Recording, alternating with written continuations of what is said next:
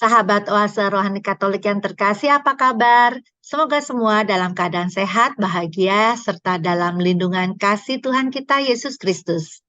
Pergi belanja ke pasar baru, beli sepatu buatan Inggris.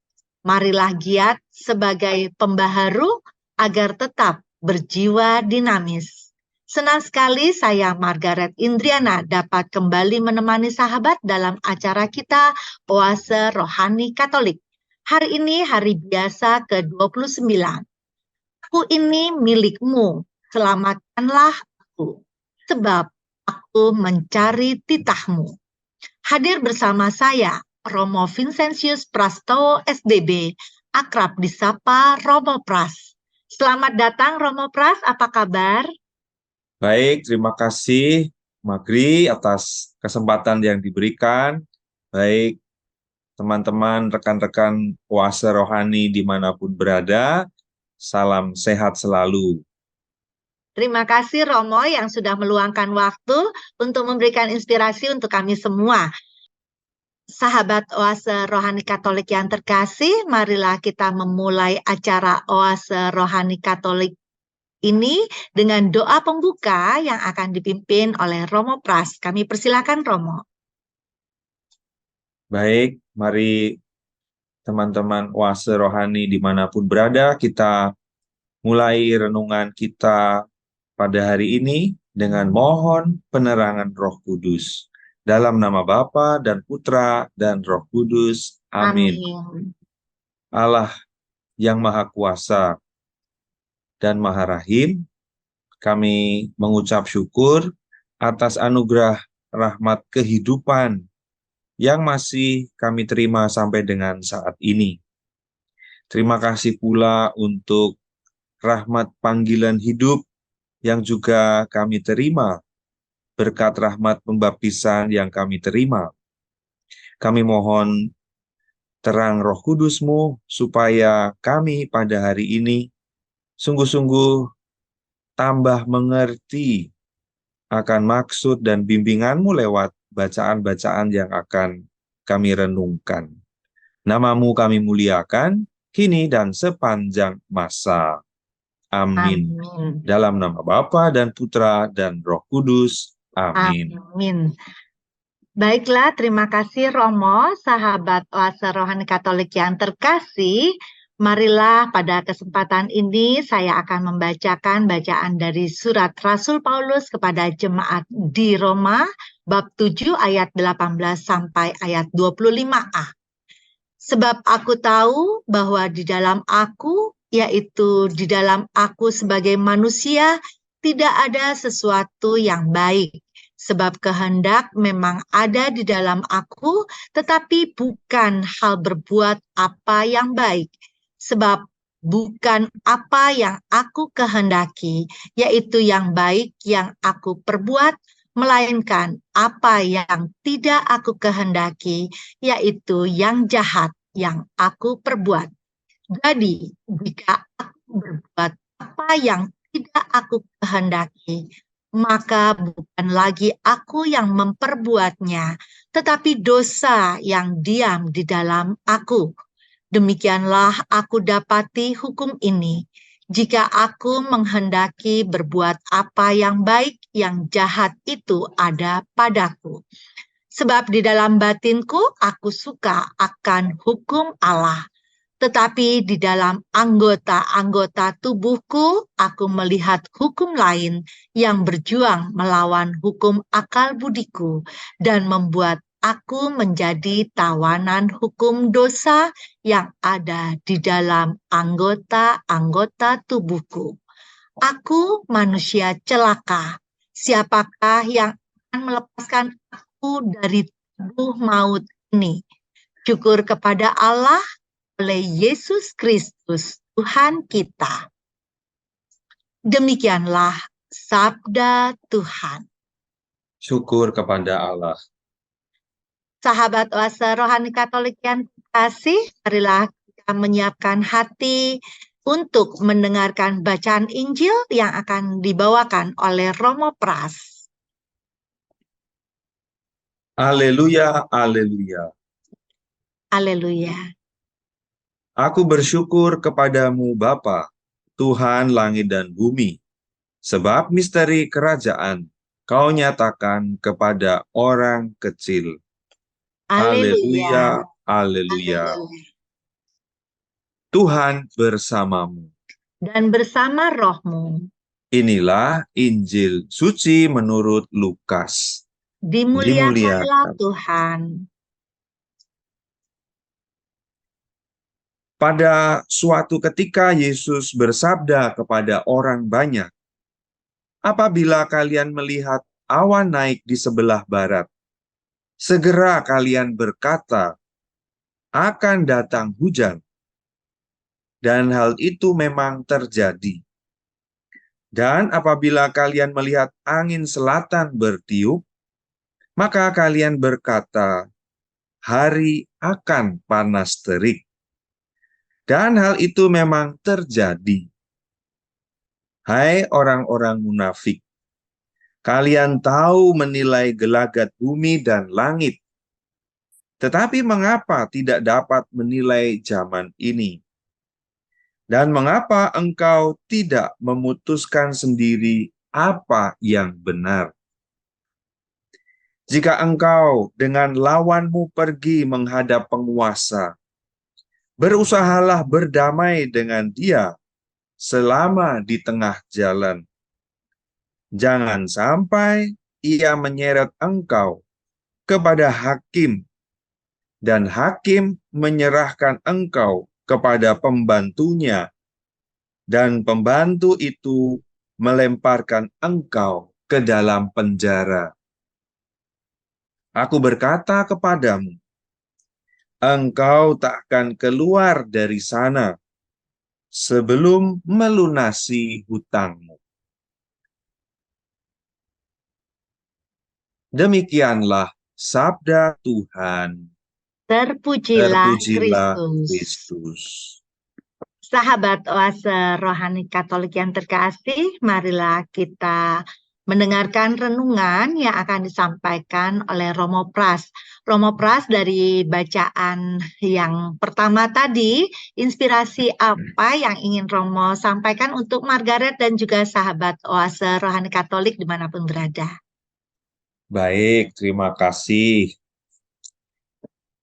Rekan-rekan Oase Rohani dimanapun berada, tentu kita sangat mengenal Paulus sebagai rasul yang luar biasa, yang bolak-balik dari Palestina, membuat perjalanan-perjalanan, mendirikan komunitas-komunitas Kristiani, meneguhkan komunitas-komunitas ini. Dan salah satu komunitas rohani atau komunitas Kristen yang ia dirikan itu di Roma. Dan waktu itu konteksnya memang Paulus belum sampai ke Roma, tapi Paulus tahu bahwa sudah ada komunitas Kristiani itu di Roma. Tetapi komunitas ini tidak hanya orang Yahudi yang sudah memeluk kekristenan atau menjadi pengikut Kristus, tetapi juga ada orang-orang Yunani. Dan lalu di sana muncul diskusi tentu saja. Salah satu diskusinya yang diangkat di dalam surat Rasul Paulus kepada umat di Roma itu tentang bagaimana dan oleh siapa diselamatkan. Bagi orang Yahudi, diselamatkan melalui Taurat. Karena orang Yahudi tahu Taurat Musa itu sebagai ekspresi dari kehendak Yahweh. Itu seperti peraturan mutlak. Jika ingin kamu selamat, harus mengikuti Taurat Musa. Nah, persoalannya, yang menjadi orang Kristen sekarang tidak hanya orang Yahudi, tapi juga ada orang Yunani yang sungguh secara kultural itu memiliki tradisi dewa-dewi di dalam budaya mereka. Dan itu bagaimana diperdamaikan? Itu yang pertama. Realitas yang konkret di dalam jemaat. Lalu juga pengalaman Santo Paulus sendiri sebagai orang Yahudi yang juga taat dengan Taurat Musa karena dia Yahudi yang excellent, yang tahu betul, cerdas, murid Gamaliel apalagi, mungkin ambil PhD di mana Mesir sana, itu ceritanya seperti itu, keluar dari Palestina. Paulus pengalaman rohaninya mengatakan sesuatu yang lain, bahwa mengenal Taurat itu juga bukan menjadi jaminan atau otomatis dirinya itu aman-aman saja. Buktinya dia sampai pada suatu statement, siapakah yang akan menyelamatkan aku, menyelamatkan tubuhku yang celaka ini. Itu. Jadi ada semacam ketegangan di sana antara Taurat itu harus ditaati, tetapi juga itu juga masih belum memberikan cukup jaminan keselamatan atau garansi keselamatan yang dimengerti oleh Paulus. Dan akhirnya melalui perikop ini bagian terakhir, bab 12 ini, Paulus kemudian akhirnya secara tegas mengatakan, hanya melalui iman di dalam Kristus dan oleh Kristus kita diselamatkan. Tidak mengenal itu kamu Yahudi atau kamu Yunani atau siapapun itu, tetapi hanya di dalam iman Kristus akhirnya kita semua diselamatkan dan dibenarkan. Saudara-saudari, rekan-rekan kuasa rohani dimanapun berada, kalau kita meneruskan membaca surat Paulus kepada jemaat di Roma setelah bab 7 ini, kita akan menemukan banyak hal, petuah-petuah dari Paulus supaya jemaat di Roma hidup di dalam roh. Apa maksudnya hidup di dalam roh? Hidup yang sesuai atau hidup yang menyenangkan Allah, berkenan di hadapan Allah. Apapun itu dinamakan hidup di dalam roh. Atau dengan bahasa lain, hidup dengan mengenakan pakaian Kristus. Nah, itu banyak sekali kemudian petunjuk-petunjuk, petuah-petuahnya bagi saudara-saudara jemaat di Roma itu sekalipun. Paulus belum sampai ke sana. Ya, akan sampai. Tapi ini sebelumnya sudah mengirim surat menyurat ya, dan memberikan petuah-petuah atas nama Kristus tentu saja. Nah, ini perikop kecil dan tidak cukup panjang ini kemudian memberikan tentu saja inspirasi bagi kita dimanapun kita hidup berkomunitas, di paroki, di wilayah, di lingkungan tentu saja. Kita secara komunitas mengalami ya, bahwa ternyata kok lingkunganku itu nggak sempurna, nggak ideal. Orang-orangnya mungkin tidak aktif, jarang muncul, yang aktif itu saja, membosankan. Nah, itu ya pengalaman biasa, pengalaman yang juga dialami oleh Paulus juga sejak jemaat awal. Bahkan ada yang bertikai di dalam jemaat, itu sudah dialami sejak Paulus. Kalau sekarang kita menemukan hal yang sama, itu biasa, itu dinamika di dalam hidup berkomunitas, di dalam lingkungan dan wilayah. Kalau kita semua mengidealkan sebuah komunitas yang tidak ada di dunia ini, ya mungkin setelah mati kita akan berkomunitas dengan Tuhan Allah sendiri. Nah, itu mungkin sempurna. Tetapi justru di dalam situasi seperti itu, seperti halnya Paulus tadi, sampai pada kata-kata bebaskanlah aku dari tubuh yang celaka ini. Sama seperti kita, sejauh kita masih manusia yang ya kadang jatuh bangun rapuh, komunitas yang ideal itu menjadi sebuah harapan. Tetapi komunitas yang ada sekarang yang kita hidup dimanapun, kita harus menghidupinya dengan iman, sekali lagi seperti Paulus tadi, hanya Tuhan Allah, hanya iman dan harapan kepada Allah yang akan terus menyatukan, memperkuat akar segala kerapuhan itu. Seandainya kita terus berharap kepada perlindungan dan belas kasih-Nya. Ya, itu pengalaman kerapuhan di mana kita merasa seperti Paulus, kita tahu apa yang baik, kita tahu apa yang menjadi perintah 10 perintah Allah itu, tetapi faktanya di dalam hidup sehari-hari kita sering jatuh. Nah, itulah kerapuhan. Saya tahu itu baik, tapi mengapa saya melakukan yang jahat atau yang sebaliknya?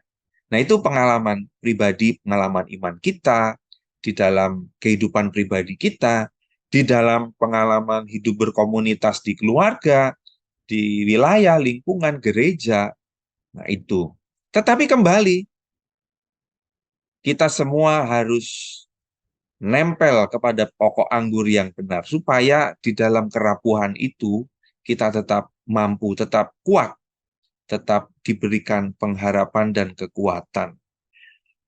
Nah, itu mungkin pengalaman kita dengan pengalaman Paulus kurang lebih hampir sama. Dia mengalami, dan kita juga mengalami ketegangan,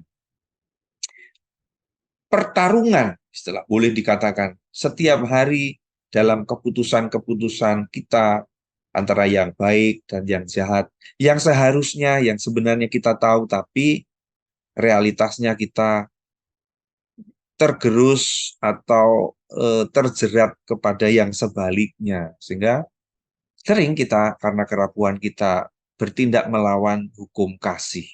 Nah, kurang lebih insight dari pengalaman Paulus dari surat Paulus kepada jemaat di Roma seperti itu. Di dalam kerapuhan tetap ada pengharapan di dalam Kristus. Gitu, Margaret.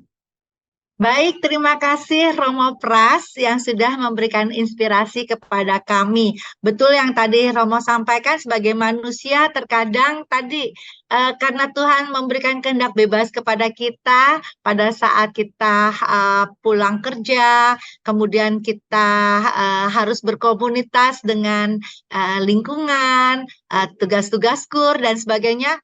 Kehendak bebasnya kan kita mau datang atau aduh badanku letih ya gitu yang tadi Iya, Romo katakan kerapuhan ya Romo. Nah, berkaitan dengan hal itu Romo, apa kiat-kiat ataupun inspirasi untuk kami agar kami uh, tadi selain pengharapan yang bisa kami lakukan, apa yang trik apa supaya tubuh kami ini mau tergerak untuk melakukan hal-hal yang positif, yang bahwa di iya, dalam komunitas itu kan sebenarnya banyak hal yang menguatkan kita. Salah satu contoh misalnya sharing lah, misalnya pada saat kita lagi down, mungkin ada masalah yang lain dalam keluarga, tetapi dengan adanya sharing kita bisa dikuatkan oleh sharing orang lain. Mungkin Ramo bisa memberikan di waktu yang tinggal beberapa waktu ini, Romo. Silakan, Romo. Ya, baik. Yang pertama-tama mungkin sangat fundamental adalah eh, membangun komitmen pribadi ya.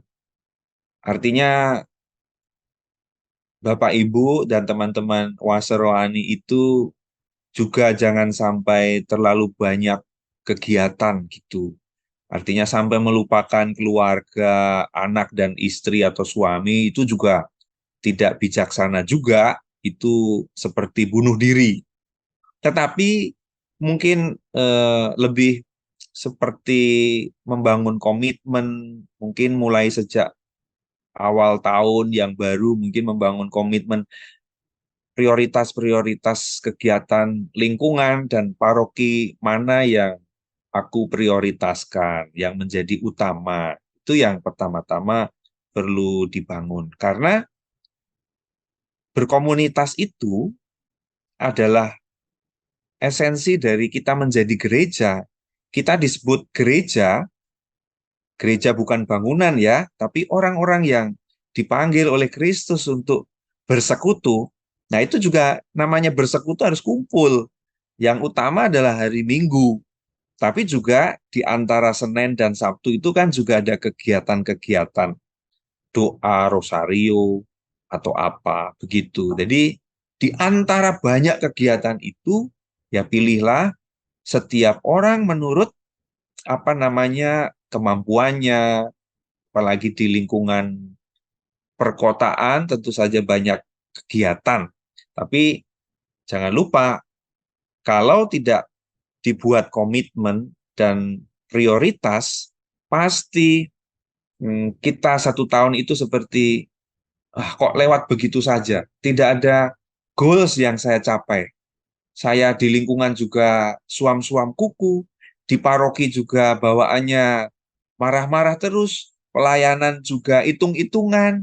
Jadi bagaimana? Jadi memang harus ada istilahnya personal plan of life. Ada prioritas-prioritas kegiatan di dalam gereja, di dalam lingkungan yang aku prioritaskan untuk aku memberi diri di sana. Karena itu juga ekspresi dari gereja yang adalah kita, tubuh mistik Kristus itu, ya. Jadi itu yang mungkin bisa dibangun sejak awal. Ya, baik Romo Pras, terima kasih sudah memberikan penguatan untuk Margaret dan juga sahabat Oase Rohani Katolik bahwa kita harus membangun komitmen dalam eh, kehidupan kita. Dan tadi satu poin lagi bahwa harus skala prioritas. Jangan sampai ikut aktif di dalam kegiatan tetapi menelantarkan keluarga. Itu Ya, juga tidak baik karena utamanya adalah keluarga kecil kita dulu ya keluarga. Romo ya. Ya, Gereja kecil yang dibangun komunitas basis, dan tadi Romo katakan bahwa gereja itu tidak hanya kita melihat dari gedung saja tetapi bagaimana persekutuan umat beriman sehingga semuanya akan menjadi hal-hal yang positif yang bisa kita bagikan untuk keluarga kita semua. Baik, Romo, terima kasih atas inspirasi kita, bagaimana Rasul Paulus memberikan pesan-pesannya untuk kita di era kita yang saat ini. Dan kita akan sudahi dulu di sesi yang pertama, akan kita lanjutkan di sesi yang berikutnya.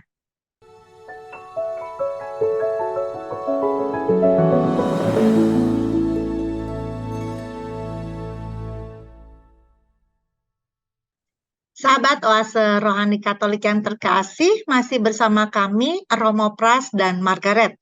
Bagi Anda yang ingin menyampaikan pertanyaan, dapat mengirimkannya ke alamat email orkaj2021@gmail.com atau melalui HP 0881 0251 33438. Sahabat Oase Rohani Katolik yang terkasih, mari kita lanjutkan permenungan di sesi yang kedua ini. Romo Pras, dari bacaan Injil hari ini, dari Injil Lukas, apa yang Tuhan mau sampaikan kepada kita lewat bacaan Injil hari ini, Romo. Baik, terima kasih atas waktunya sekali lagi, teman-teman puasa rohani dimanapun berada. Jadi, bacaan kedua atau bacaan Injil dalam renungan kali ini, kita mengambil dari Lukas bab 12, ayat 54 sampai 59, agak bagian terakhir. Sebelum akhirnya nanti Lukas mulai menuliskan pembicaraan Yesus mengenai apa itu kerajaan Allah. Tetapi dalam seluruh bab 12 ini dan sebelumnya, itu Yesus mengajar banyak hal.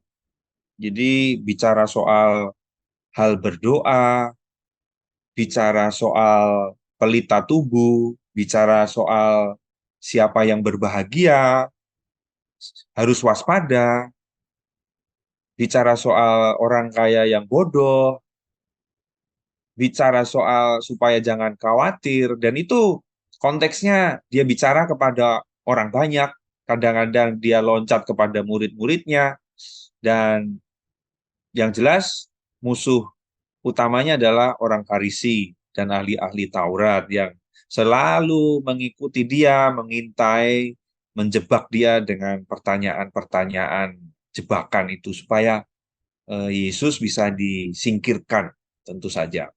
Nah, eh, dalam bab atau perikop kecil ini, Lukas menampilkan tentang tema menilai zaman. Dan dalam menilai zaman itu, ternyata ada koneknya ketika mengawali bab 12 ketika Yesus mengajar banyak hal itu. Yaitu soal supaya waspada terhadap ragi orang-orang Farisi. Nah, ragi itu apa? Raginya orang Farisi yang paling utama adalah kemunafikan. Nah, itu terulang lagi di awal bab 12 itu. Waspadalah terhadap ragi orang Farisi, yaitu kemunafikan itu. Dan dalam hal menilai zaman ini, Yesus melemparkan hal ini kepada orang banyak, supaya mereka berhati-hati dalam menilai zaman. Jangan hanya eksternal, apa yang terlihat. Oh, sekarang ini yang terlihat musim kemarau panjang. Yang terlihat udara kotor. Yang terlihat macet Berdebu. misalnya, debu atau apa begitu. Tapi jangan berhenti kepada, oh kotor, oh debu, oh asap. Nah, tapi harus apa sebenarnya akar permasalahan. Nah, itu mungkin yang ingin dikatakan oleh Yesus. Supaya, hei teman-teman, saudara-saudara, jangan terlalu dangkal dalam melihat situasi. Harus dalam, harus melihat ke akar. Dan baru saja setelah setelah Paus Fransiskus mengeluarkan Laudato Si, sekarang ada surat yang baru lagi atau dokumen yang baru lagi yang namanya Laudate Deum. Semuanya tentang boleh dikatakan masih tentang alam lingkungan ya, yang hari-hari ini atau bulan-bulan ini semakin kita merasa kenapa kok bumi semakin panas? Kenapa kok tempat kita hidup semakin banyak polusi? Nah, akhirnya gereja dan lebih-lebih umat seluruh keuskupan dimanapun kita berada itu kan memiliki gerakan bersama untuk kita harus mulai mencintai lingkungan, mencintai alam, merawat bumi dengan berbagai macam cara yang konkret. Misalnya ya tidak hanya di gereja, tapi hebat sekali ya, mulai juga di lingkungan-lingkungan sekolah itu ditanamkan supaya membawa botol minuman sendiri, mengurangi sampah plastik, tidak membakar sampah sembarangan, dan seterusnya. Menggerakkan secara aktif dan masif gerakan menanam pohon, membersihkan sungai, apapun itu. Yang intinya adalah kita harus eh, ya dengan tanda-tanda tadi ya, kenapa panas panjang, banyak debu dan seterusnya. Karena ternyata manusia sudah lupa dengan alam lingkungannya. Nah, seperti itu. Maka keluarlah gerakan-gerakan yang sekarang ini mengarah kepada gerakan mencintai alam lingkungan, bumi sebagai rumah bersama. Dan itu kalau tidak menjadi gerakan, maka bumi kita akan hancur. Mungkin masa depan generasi yang akan datang akan mewarisi sebuah lingkungan, masyarakat yang penuh polusi, penuh sampah, tidak nyaman dan tidak aman untuk dihuni, dan akhirnya kerusakan yang total. Kita ingat kembali kepada kisah penciptaan, bahwa rencana keselamatan Allah itu ternyata tidak langsung lahir di dalam rahim suku-suku Israel, bangsa Israel yang langsung dikatakan atau disebut bangsa terpilih. Oh, tidak. Jauh sebelum itu, dalam kisah penciptaan, Tuhan mulai dengan apa? Menyiapkan alam lingkungan yang baik, yang mendukung sejarah keselamatan manusia. Saya pikir itu cukup ada konektivitas ya kalau disejajarkan. Dulu ketika cerita tentang penciptaan itu tidak langsung Allah memilih bangsa Israel sebagai sarana untuk keselamatan seluruh dunia ya. Dari sana muncul banyak nabi dan seterusnya. Tapi sebetulnya duluan ini menyiapkan alam lingkungan semesta yang setiap kali Tuhan menciptakan itu baik adanya. Maka sekarang kita dipanggil untuk mengembalikan itu supaya semuanya baik adanya. Nah, itu. Mungkin itu cukup aplikatif untuk bagaimana membaca pikiran dari Lukas dalam tema kecil ini, membaca atau menilai zaman. Salah satunya seperti itu, berkaitan dengan lingkungan alam yang manusia sudah semakin tidak bersahabat, semakin kejam, semakin memanipulasi hanya untuk keserakahannya sendiri. Jadi ini harus di stop dan kita harus membuat eh, semacam pertobatan ekologis, gerakan baru yang ingin mengembalikan seperti pada awal mula ya, baik adanya. Mungkin itu inspirasi pendek yang bisa saya sampaikan. Baik, terima kasih Romo. Betul yang dikatakan Romo bahwa Tuhan itu menciptakan baik adanya dari sejak awal ya Romo ya. Ya, Dan tadi kalau tadi Romo memberikan contoh, terkadang kita cuma melihat luarnya saja, misalnya macet. Nah, dari hal tersebut jangan kita hanya melihat eh, mengeluh dan kesal pada diri sendiri dan seterusnya. Tetapi mungkin ada hal-hal yang lain yang coba kita lihat bagaimana kehidupan orang lain bisa menjadi hidup karena adanya macet itu. Contoh, kalau ada yang berjualan, oh ya, nah itu tentu saja ada peluang dari ada apa peluang. namanya macetnya itu gitu, membaca peluang. Ya, Romo berkaitan dengan bacaan pertama dan juga bacaan Injil ini, apa benang merahnya Romo sehingga Margaret dan juga sahabat Oase Rohani Katolik dapat lebih memahami dari bacaan hari ini, Romo. Iya, selalu begitu.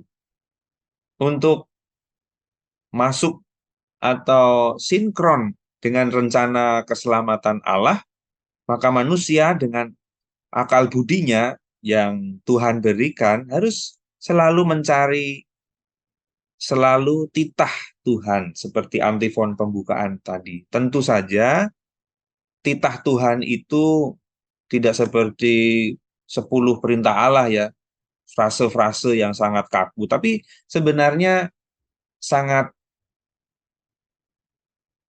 banyak bisa ditemukan dalam kehidupan sehari-hari seperti tadi dalam hal merawat alam semesta, lingkungan itu juga bagian dari titah Tuhan yang mungkin sudah lama kita lalaikan. Ya mungkin pekerjaan berat kita adalah membangun mentalitas itu. Kita mungkin kalau melihat penampungan akhir, pembuangan sampah akhir itu kita ngenes ya, artinya kita sudah membagi sampah menjadi 4 jenis atau 6 jenis, tapi ujung-ujungnya dijadikan satu, Satu kadang-kadang juga. seperti satu juga. Jadi, tapi kalau kita tidak memulai dan membentuk mentalitas sejak sekarang, kapan lagi sebelum semuanya akhirnya terlambat? Saya pikir itu yang harus kita lakukan dan tantangannya cukup berat, tapi tidak ada yang tidak mungkin kalau niat dan kehendak itu adalah niat dan kehendak baik dan merupakan ekspresi dari titah Allah sendiri. Ya, bagus, baik Roma, betul bahwa tadi mau tidak mau kita harus tadi membangun komitmen, terus kemudian juga bagaimana kita melakukan sesuatu yang seharusnya dilakukan. Tadi kalau kita soal alam kita yang semakin hari semakin panas dan sebagainya, lapisan ozon juga semakin menipis, dan tentunya ya harus dari perilaku kita yang ada di dunia ini untuk menciptakan bagaimana ekologi yang ada itu bisa terawat dengan baik, sehingga ya tadi dampaknya akan baik buat kita dan juga keturunan kita yang akan datang seperti itu. Baik Romo, mungkin itu yang bisa kita sampaikan pada sesi pemenungan kita yang akhir ini. Dan kami mengucapkan terima kasih kepada Romo Pas yang sudah bersama dengan kami untuk memberikan inspirasi. Romo, kita mohon doa penutup dan berkat dari Romo, sehingga apa yang sudah kita dengarkan dari Romo ini dapat kita endapkan dan juga kita lakukan untuk kehidupan kita di masa yang akan datang. Baik, terima kasih Mas Git dan rekan-rekan Oase Rohani dimanapun berada. Mari kita menutup renungan kita ini dengan bersyukur kepada Tuhan. Dalam nama Bapa dan Putra dan Roh Kudus. Amin. Amin. Tuhan, kami bersyukur atas pendampingan dan penyertaan dalam renungan kami hari ini. Kami percaya bahwa Roh Kudus-Mu akan selalu menggerakkan dan menginspirasi segala perilaku, pikiran, dan kehendak kami. Kami mohon terus pendampingan dan tuntunan-Mu lewat Roh Kudus, sehingga kami betul-betul berjalan dalam titah-Mu. Nama-Mu kami muliakan, kini dan sepanjang masa. Amin. Tuhan bersamamu. Dan bersama rohmu. Semoga saudara-saudari sekalian, segenap keluarga, seluruh karya dan pelayanan selalu dibimbing, dilindungi, dan diberkati oleh Allah yang Maha Kuasa, Bapa dan Putra dan Roh Kudus. Amin. Amin. Sahabat Oase Rohani Katolik yang terkasih, Romo Vincentius Prasto SDB dan Margaret Indriana mohon undur diri. Dan kabar sukacita yang sudah kita dapatkan hari ini dapat kita bagikan dan wartakan kepada sesama kita dalam tingkah laku dan perbuatan kita. Kibarkan bendera di hari Senin. Baca Pancasila tidak boleh pelan-pelan. Mari membuka hati untuk bercermin agar lebih peka atas kehendak Tuhan. Salam damai, Tuhan memberkati. Tuhan memberkati. Amin.